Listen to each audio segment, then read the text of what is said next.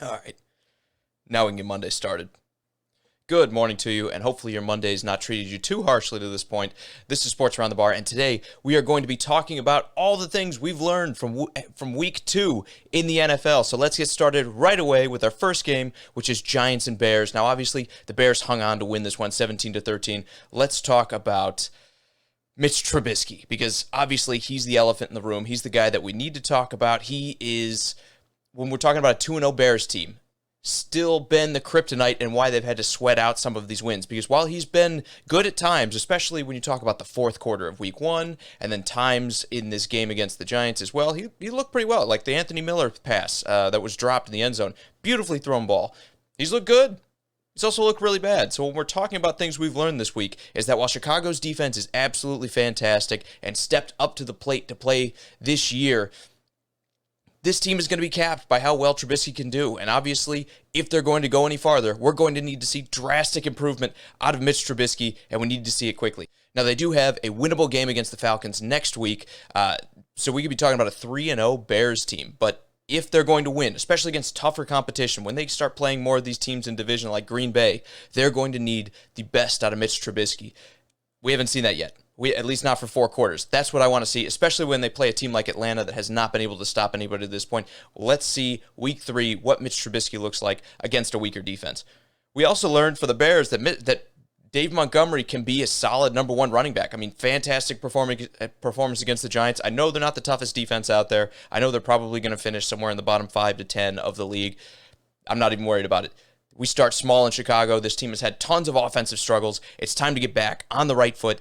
The way you do that is just like we saw them do on Sunday. Feed Dave Montgomery and then use that to kind of spark Trubisky and get him in some easier situations where maybe he can get some rhythm going, and we can be talking about how Chicago has at least an average, so maybe even above average offense in the NFL this year.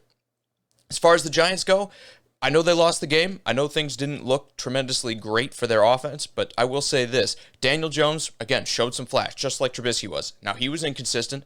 The reason I'm more okay with that is because Daniel Jones is going up against one of the best defenses in football in the Chicago Bears. Mitch Trubisky wasn't going up against that. So when we're talking about Daniel Jones, he's played the Steelers, and now he's played the Chicago Bears. And both of those games, while they may not be putting up 30 and 40 points in each one of them, they did hang in each one of those games and put up a fight. Now, I know they lost both of them, but it should be encouraging out of your young quarterback on a team that, let's face it, still not quite ready to compete, is hanging with some of the best defenses in football and even scoring points on them. I like Daniel Jones, and if you could flip the two and you put Daniel Jones on Chicago and you put Mitch Trubisky on the Giants, this would have been a blowout. I think this game would have got way out of hand. We'd be talking about 35-10. So, Giants fans, be happy. You've got your quarterback. Now you just need to find all the rest of a football team, especially on the defensive side of the ball, and put that around them. They need some help on the offensive line. That's not going to fix itself overnight, but that's okay. This year, we want to see more drastic improvement out of Daniel Jones, regardless of what the wins and loss looks like.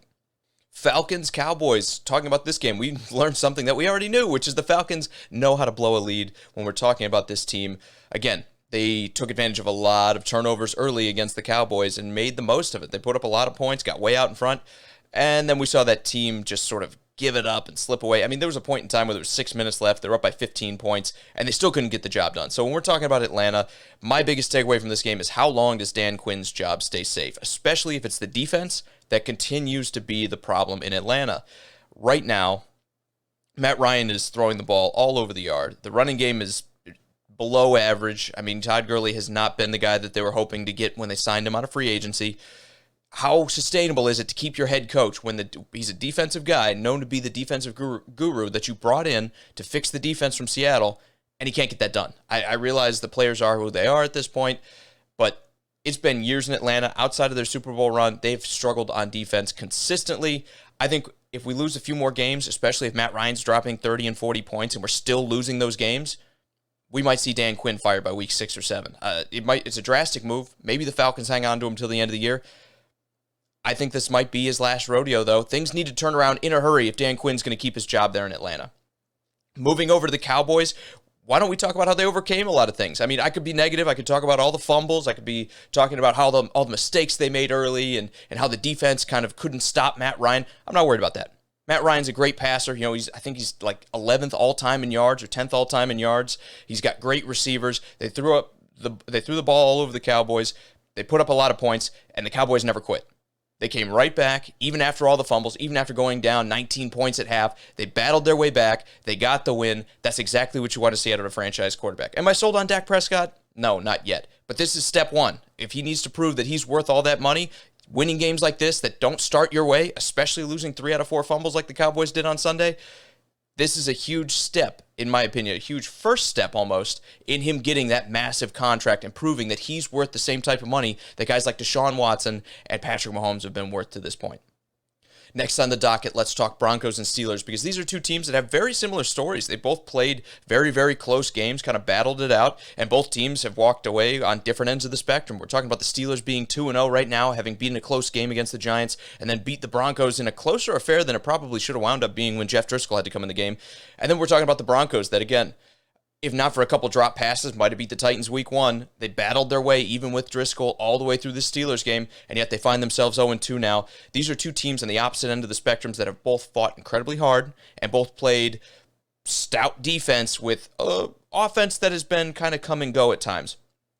Now, the Steelers obviously are on the better end of the stick. Let's start with them. I want to talk about their young players stepping up, like guys like Chase Claypool, who, again, when they drafted him, I don't want to say skeptical. I like the pick. I didn't think he'd hit the ground running the way he has. He's been a good second option for them that I've been saying that they need to bring in to put next to Juju Smith-Schuster. If this offense can keep it going and they can get a little more consistent, I think Big Ben needs to find himself in a little bit better rhythm. So as time goes forward, look for the Steelers to kind of improve on that side of the ball. If they can do that, this team could win a Super Bowl with the way this defense is playing. Because right now, this is the best defense in football. The Bears are behind them. The Bills are behind them. A couple other teams that we can talk about are all behind them. The Steelers are number 1 in defense, in my opinion, right now. I get it. They haven't played the toughest offenses yet, but have you seen the way they've got after the passer? Have you seen the way they kind of collapse on the ball? This is, without a doubt, in my mind, the best defense in football. They get the offense right, like it's starting to look like it's shaping up to be. This is going to be a difficult team to beat on Sunday. Switching over to the other side of the aisle, young players stepping up, same thing for Denver. We'll talk about guys like Jerry Jeudy, and I know he had a couple big drops ready, but he's put up good numbers to begin with. KJ Hamler had a good game this game now that he's been active. This is a group of young wide receivers and a young quarterback that I know he had an AC sprain, so he's going to miss 2 to 6 weeks here. But this is a young core of offensive guys that are starting to gel and starting to find themselves. The Denver Broncos are going to be an interesting squad watching the game going forward, and I think they're in good hands. Even 0-2 right now. Jeff Driscoll came in and battled a defense like the Pittsburgh Steelers. They need to win a game or two here going forward, especially if we're talking about the 4 to 5 to 6 weeks that Locke could be out with that AC sprain. But if they battle through that and they can get a couple wins with Jeff Driscoll and they can come into this maybe 3-5 with their young quarterback returning, this team isn't out of the playoffs just yet. The next few games are going to be incredibly important, and they always are when you start 0-2. But if they can bounce back, and they can win a couple games with Jeff Driscoll, and he looks like he did against Pittsburgh, this team will still be a playoff contender in my mind when it comes down to Week 17. Do they get there?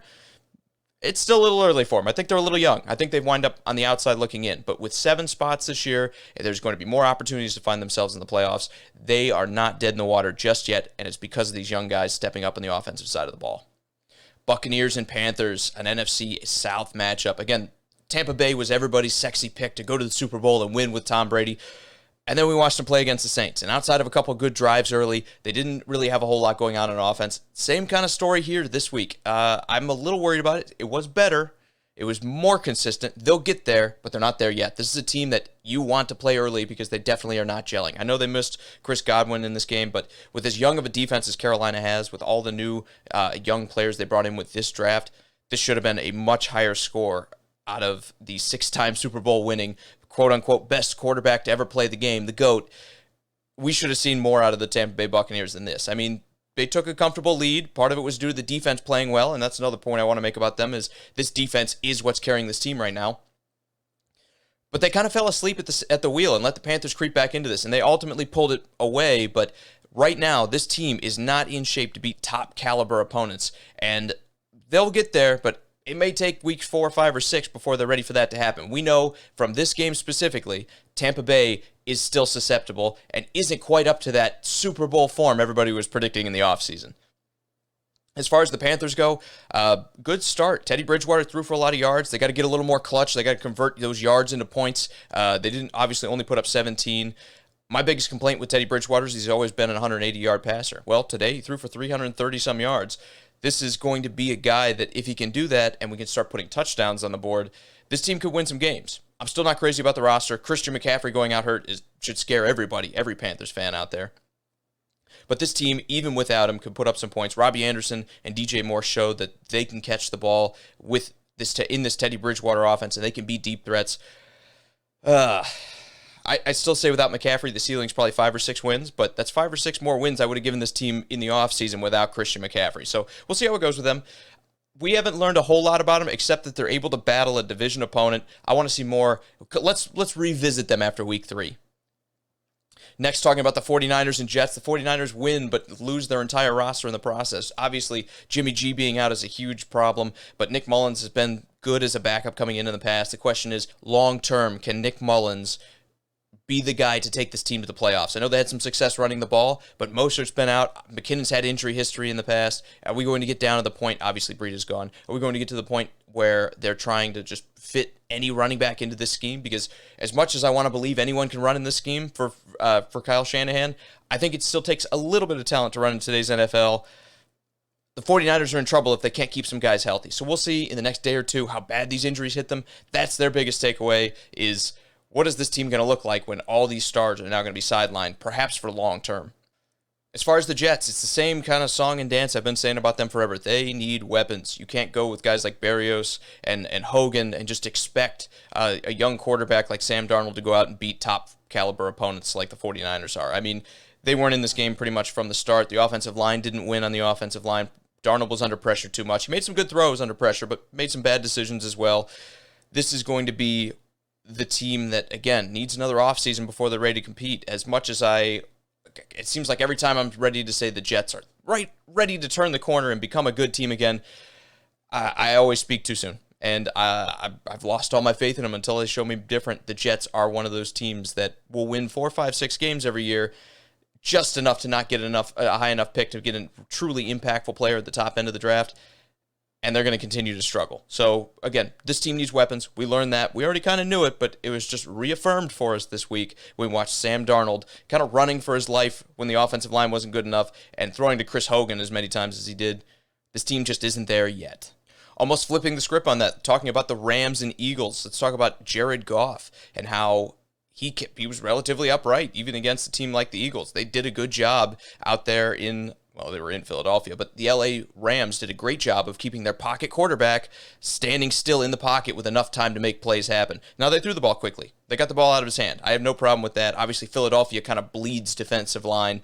As long as you have a Jim Schwartz defense, that's his number one focus, is have a great defensive line, win in the trenches, and then let the secondary kind of take care of itself. To combat that, the Rams said, okay, we'll get the ball out quick, and we'll make a lot of things happen. We'll do things after the catch. West Coast-style offense.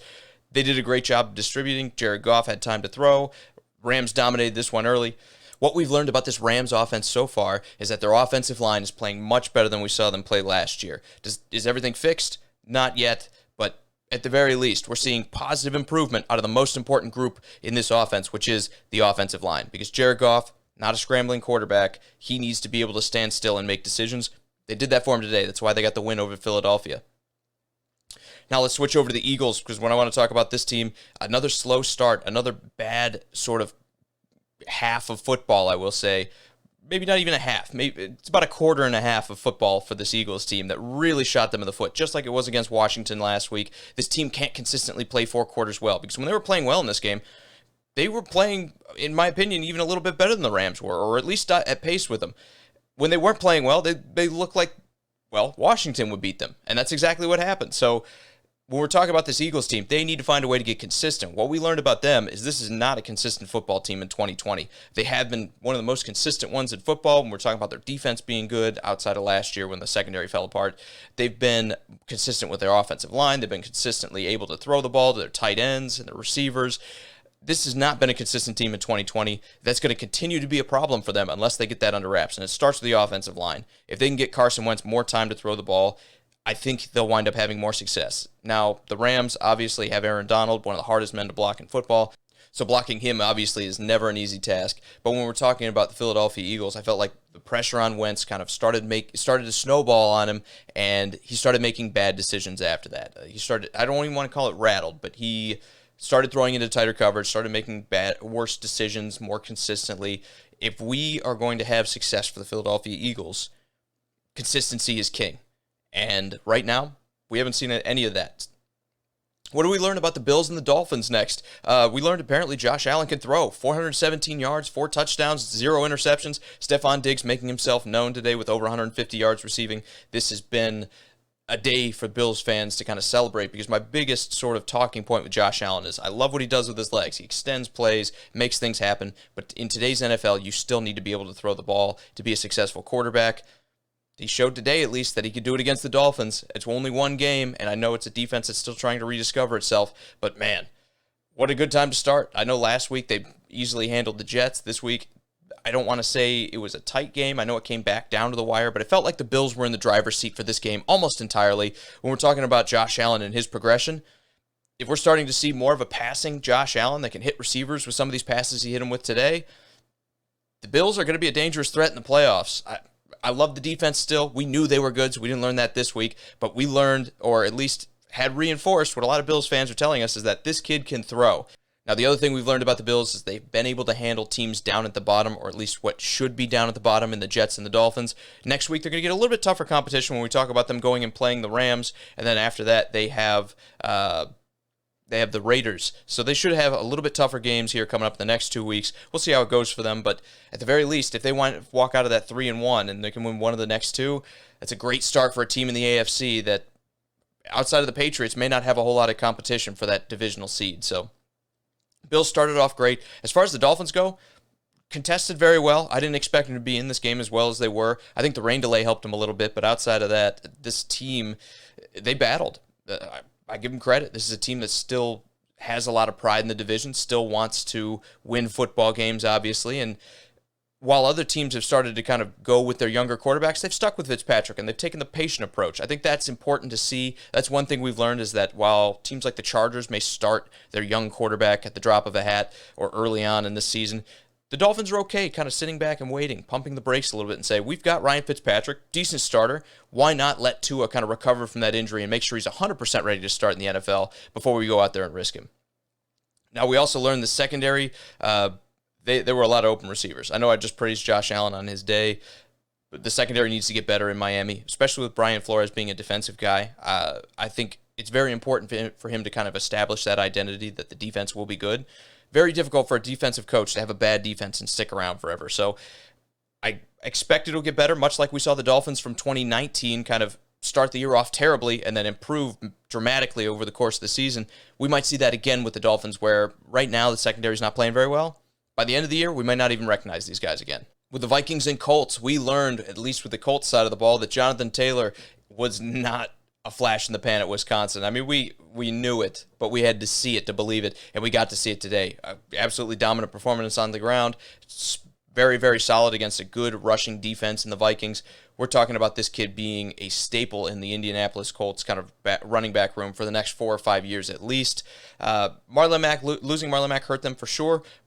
It's good that they have this guy to kind of come in and make up for that.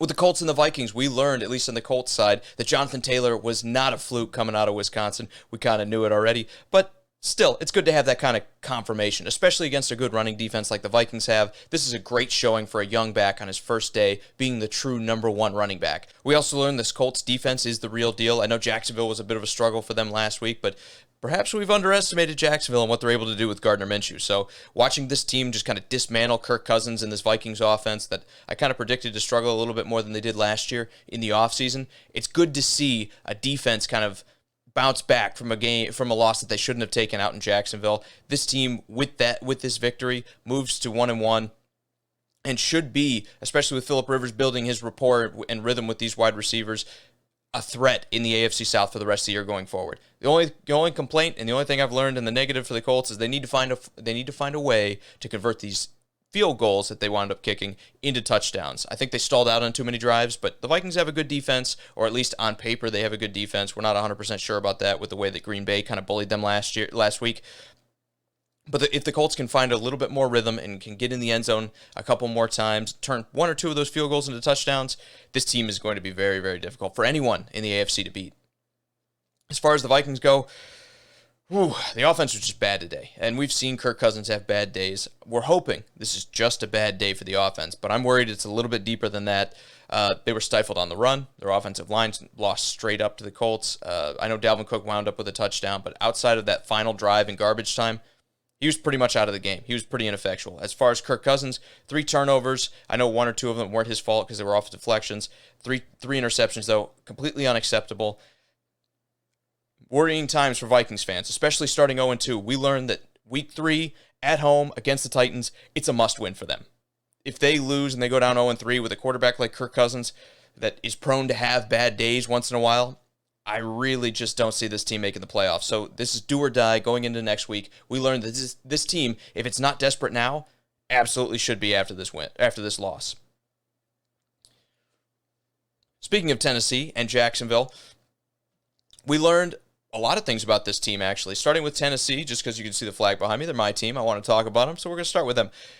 We learned that outside of Ryan Tannehill being efficient, that this team has a lot of problems. Their offensive line straight up lost to Jacksonville. For the second week in a row, this offensive line has not been good enough in both run blocking and pass blocking. They fold quickly. We saw Ryan Tannehill get the ball out of his hands as quick as humanly possible on most plays for the sheer fact that outside of 2.5, 3 seconds, there was going to be someone in his face. So the offensive line needs to get better. This defense is not a good unit right now with guys like Adoree Jackson out, Vic Beasley out. The pass rush is relatively ineffective. I know they recorded 2 sacks, but for the most part, Gardner Minshew stood back in the pocket and did whatever he wanted to do against the Titans. The secondary couldn't cover anybody.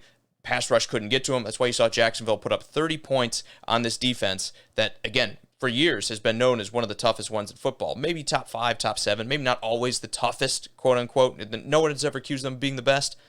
They've been top 5 or top 7 for the past 4, 5, 6 years. That all kind of might be on its way out, especially now that when you look at the 2 sort of performances they put up now. If not for a couple drops against Denver, this team could be 0-2 right now. As far as Jacksonville goes, we learned that they can get up for divisional games. I mean, we kind of saw that last week with their win over Indianapolis. This one almost turned into a win as well, if not for one kind of deflected pass at the line of scrimmage and the last drive of the game. Gardner Minshew could have had a game-winning drive with the way he was moving the ball in the fourth quarter. This group of guys certainly is not buying into all the tanking hype, certainly is not ready to go tank for Trevor or try to replace a guy like Gardner Minshew. This team believes in the group of guys they have. Very, very workman-like attitude coming in, the underdog. Nobody believes in us. We got to prove them all wrong. And they look pretty good at times. Now, Minshew did a great job hitting wide-open receivers. And I think most of the credit needs to go to these wide receivers in the scheme for being wide open. I know the Titans, again, have been known as a good defense. They took advantage and proved today that that might not be true anymore. As far as the running game, Robinson grounded out 100 yards, relatively unsung hero for them. Now is starting to prove, especially to fantasy owners, but to other players around the league, that he can be a threat on the offensive side of the ball. I was relatively impressed with the way he played. I was impressed with almost all of Jacksonville. The only thing was they sold out to stop Derrick Henry. And when they did that, they left too many guys in one-on-one situations in the secondary, and Ryan Tannehill just picked them apart like that. So if not for that, if they could have sat back a little bit and had the same kind of success against Henry, and I think they could have with the way they were winning in the offensive line, this probably be Jacksonville sitting at 2-0 right now instead of 1-1. Now, what did we learn about the Lions and the Packers? Well, we learned that the Packers certainly know how to put up points. We learned that Aaron Rodgers is motivated and ready to win some games here, ready to prove that he needs to stay the starting quarterback, whether it's in Green Bay or wherever he goes next. He wants to prove that it's a mistake having taken a quarterback in the first round in the draft. It absolutely looked like that today. I mean, the running game was absolutely fantastic. They've got great running backs. We knew that already. Aaron Rodgers, we're seeing that Green Bay is the real deal here. Now, Detroit put up a few points, but they certainly didn't look like a good team. Again, not a team that's put up a full game yet. When we're talking about them, they kind of caved the fourth quarter against the Bears last week. They didn't do a good job this week all the way through. The Packers pretty much had their way with the Lions. Now, this is a group of guys that a lot of people have a lot of hope for. I just like Dan Quinn out in Atlanta, I wonder how long a guy like Matt Patricia, now in his 3rd year in coaching, can stay the head coach when the defense is this bad. Now, what did we learn at 4 o'clock? Let's start with the Redskins and the Cardinals, because what we learned, at least what I learned, is that Kyler Murray absolutely loves having his new weapon with DeAndre Hopkins, and this offense is dangerous now that they've added another big-time top 5 wide receiver. I know, rocket science, right? You can add that good of a player and the offense gets better, but that's absolutely what the Cardinals have done, and even though I didn't really have any doubt that was going to happen, it's nice to see that we were proven right in the offseason. We were talking about this team being a dark horse. I've still learned that at 2-0, this team is probably flying under the radar. I mean, they beat the 49ers. I don't see a lot of people talking about this team like it's a playoff contender. They just beat the Washington football team. Maybe not quite as impressive on the resume, but a win's a win. They're 2-0. They pretty much ran this game from the beginning. This is going to be a playoff team, I believe, in 2020. And I think, again, it's going to take everyone else a couple more weeks to get on that bandwagon and kind of join the hype train for the Arizona Cardinals. I think they're probably going to win 9 or 10 games this year, sneak into the playoffs, and maybe even upset somebody that's, on the road early on in the playoffs. So keep an eye on them. We learned that they're as good as we kind of hoped they were going to be when they brought in a guy like DeAndre Hopkins. What did we learn about the Redskins? Or the former Redskins, now just the football team. What did we learn about the other football team? We learned that Terry McLaurin's a great player. But yeah, nothing new there. Nothing new to see here. We learned that they probably should have hung on to Adrian Peterson. I know they had a little bit of success running the ball, but they were out of this one from the beginning. I know they have a good defensive line. I know they've tried to set up an identity, especially bringing in a guy like Ron Rivera. They're trying to go back to more of a defensive style of football, but this team's way off. That's what we learned. This team, again, they couldn't even hang with Arizona. And I know they brought it back tight to a respectable 30-15 loss, but this was all Arizona all the way through. This game probably could have been 40-15 if it would have kept going. Not a whole lot of faith in Washington going forward. We'll see what happens. Again, this is a team that talked about getting rid of Dwayne Haskins last year in the draft. Is this something that he has something to prove here? I still think it's too early to get rid of him, but does his performance today prove to you that he deserves to be a starting quarterback long term? I don't think the answer to that is yes, so who knows? He might be on the hot seat there in Washington. Now, what did we learn in the Ravens and Texans game? We learned, at least on the Texans side of the football, that last Thursday, the first game of the week, was not the norm for the Texans. They played a much better game, even though, again, comfortably out of the running, in my opinion, but they looked a lot better in doing so. It definitely didn't look like the Chiefs, where they seem uninterested and unable to do anything in that game. We also learned that, again, they can't hang with the AFC's best. Back-to-back losses against the Chiefs and the Ravens. This is not an elite team like everyone wants to talk about. I know they go to the playoffs a lot. I know they win the AFC South a lot, but let's face it, they can't compete with the 1 and 2 seed from last season in the Chiefs and the Ravens. They were out of these games pretty comfortably and only hung around to make the loss look respectable. As far as the Ravens are concerned, we didn't learn anything new about them. They're as good as they were last year. They kept it all together. This team looks scary, and it's one that, again, when you see them on the schedule, you need to look at this like, how are we going to beat what might be the best team in the AFC? We'll find out this week when they go and face the Chiefs. That's got to be, again, the best game of the week next week. We'll learn more when we watch that game and we get to see the two kind of titans go toe-to-toe with each other. My money right now, with the way this is all shaken out, I'm going to go with the Ravens and the way they've started versus the way the Chiefs have been. Very good, but maybe not quite as dynamic as we were all expecting Kansas City to be. And finally, what did we learn about the Chiefs and the Chargers in today's game? Well, we learned, at least on the Chiefs side of the ball, that Harrison Butker is clutch, and we knew that. He's made a lot of important kicks, but hitting today at 58, hitting 3 overtime field goals to win it, from both a penalty stopping him to a timeout freezing him, and then the actual kick. The guy didn't miss a single one of them. Steady as a rocket kicker, and especially in today's NFL where we're seeing a lot more uncertainty at the kicker position, that is incredibly important to know that when you need to send that guy out in the field, you can rely on him to get the job done. As far as the Chargers go, we learned that Herbert had a pretty good showing. Again, this is a guy that a lot of people had questions: is he ready right away? Does he need to sit? Do we need Tyrod to play? Is he as good as guys like Tua and Joe Burrow? Well, he almost beat the Chiefs in his first starting. He took them to overtime. And I understand they had the ball first. They didn't get the job done in overtime. It would have been great to see that from a kid's first outing. But we learned that this kid is a quarterback that potentially could be a franchise QB. And there was some doubt about that. There were some people major detractors that said he's not good enough to be that kind of guy and be drafted at 6 where the Chargers took him. So good to see those people prove him wrong. Good to see Herbert have a great showing. Now we need to see consistency, especially out of a guy that maybe has a little bit more to prove than someone like Tua or Joe Burrow that might have a little bit more of the benefit of the doubt because of their college career.